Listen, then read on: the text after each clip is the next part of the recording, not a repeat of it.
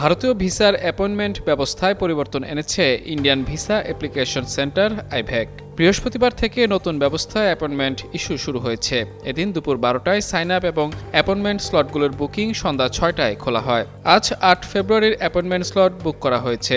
নতুন সিস্টেমে পরের দিনের অ্যাপয়েন্টমেন্ট আগের দিন সন্ধ্যা 6টা থেকে মিলবে। তবে এক্ষেত্রে বিকেল 5:30টার মধ্যে সাইন আপ করে ডকুমেন্ট আপলোড করতে হবে। এর আগে এক নোটিশে আইভ্যাক জানায় বৃহস্পতিবার একটি নতুন অ্যাপয়েন্টমেন্ট ম্যানেজমেন্ট সিস্টেম চালু করা হবে। নতুন সিস্টেমের লিঙ্কটি অফিসিয়াল আইভিএসসি ওয়েবসাইটে পাওয়া যাবে। 8 ফেব্রুয়ারি এবং পরবর্তী তারিখগুলোর জন্য সমস্ত অ্যাপয়েন্টমেন্ট স্লট এই নতুন সিস্টেমের মাধ্যমে বুক করা হবে।